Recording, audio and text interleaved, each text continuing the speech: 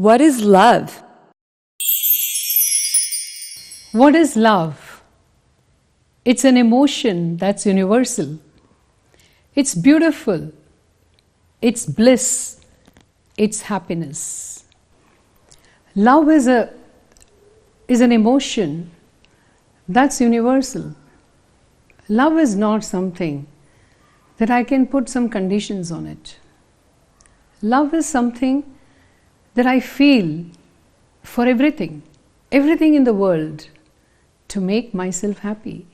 It makes me happy and cheerful to love something, to love somebody. It can be love between the husband and wife. It can be a love between a boyfriend and a girlfriend. It can be a love between the brother and the sister. It can be a love between the brothers. It can be a love between the mother and the son. It can also be a love between the father and the son, or the father and daughter. The relationships are innumerous. Love has only one definition, and that definition is giving. Love means giving and doing something that will make your loved ones happy. That's all there is to it. But love in 21st century has gone into a capsule, a dangerous capsule.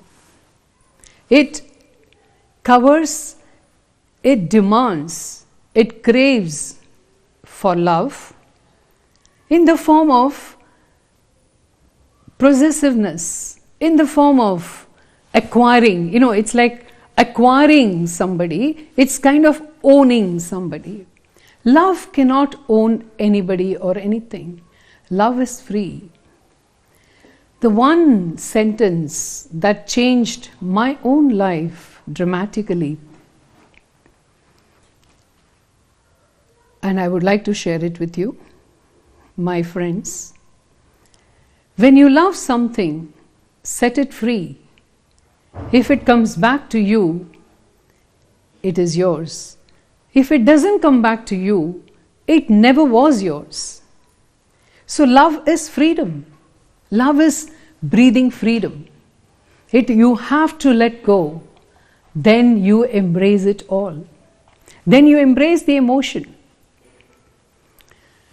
There was a time in the world of classics, a little bit of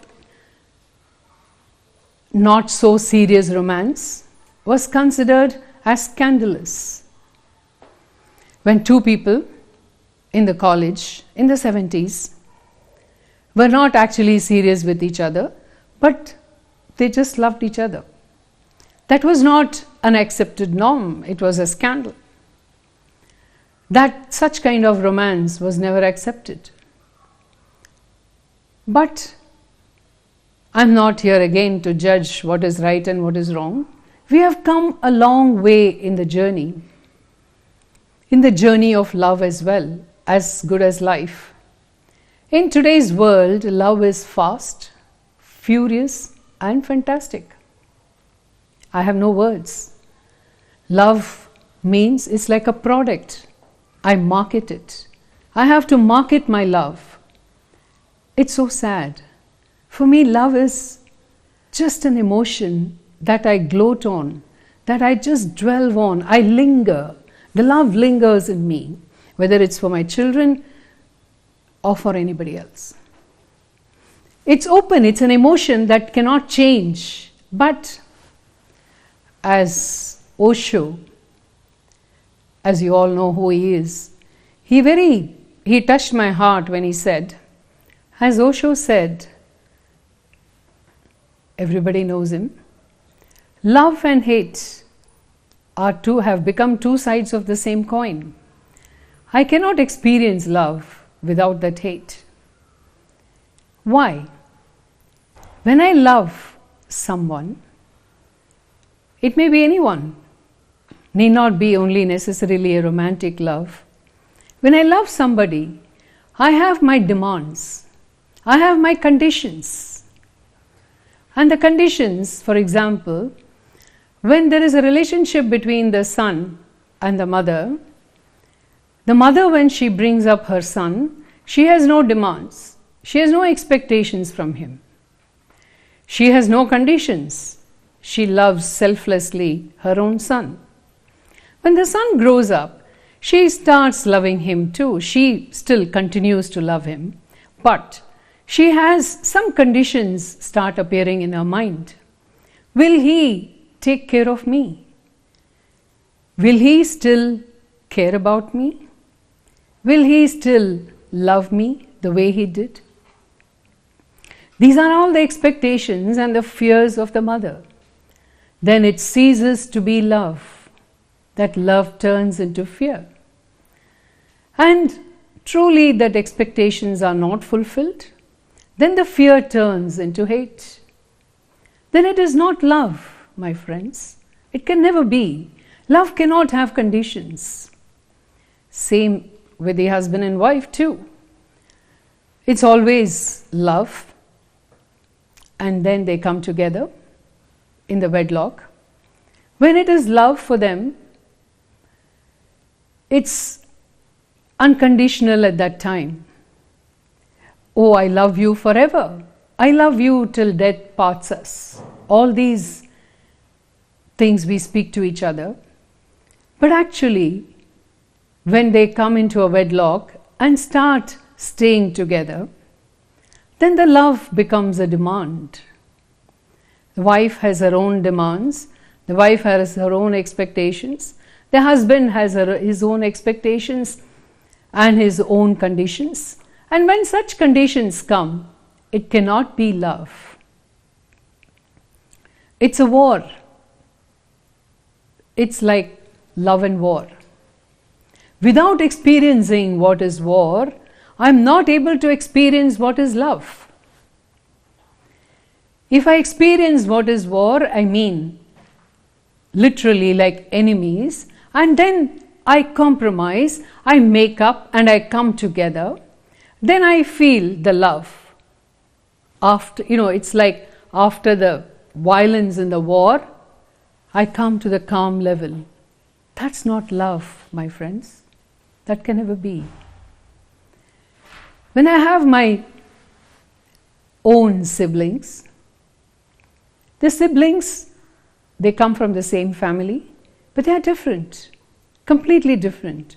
They love each other, they have grown up with each other, they have shared everything with each other. As the time elapses, the love stands the test of time. Are the siblings ever giving up things for each other? Are they sacrificing for each other?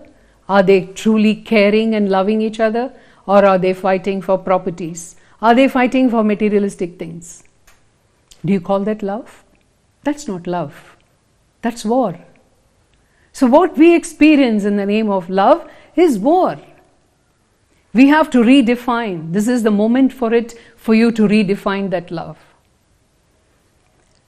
And love can never be conditional. I cannot put any conditions on that. It cannot be subjected to ego. And I speak rudely to somebody. What I could have spoken in a softer way. Then I say, oh, I didn't mean to. Of course you meant to. You did mean that. How can you be rude when you have love in your heart? How can you be rude to somebody when you have compassion in your heart? When you have karuna in your heart, how can you be rude to somebody? Even if you want to reform, like there is a saying, if somebody hurts me in my love, what do I do, madam? I say, if there is an action of hurt, if there is an action of violence, verbal violence, should you retaliate or should you not retaliate? I would say, I don't know about you, but I would definitely say, if you want to retaliate, the fight is to finish. Don't leave it halfway, then it's over. You cannot come back and forth between love and war. There can be only love. Where there is true love, there cannot be war. Where there is war, there cannot be true love. Or, if you really care about that person, if you really love, have that love, instinct of love as an emotion to the entire world or to all the relationships that you mean, then don't retaliate at that moment. Wait for the time. Wait for the time, and you will get an opportunity. Then you speak, you retaliate. At that time, the person who hurt you would have completely forgotten about that hurt. But you remember and you retaliate at the appropriate time. For what do you retaliate? Why should you wait for the time and retaliate? The reason is simple. You get that respect from the person who hurt you. And also in turn, you are going to reform that person. Because that person would surely realize what they have done. My dear friends, or my viewers, that is what I call sustaining love in the modern world.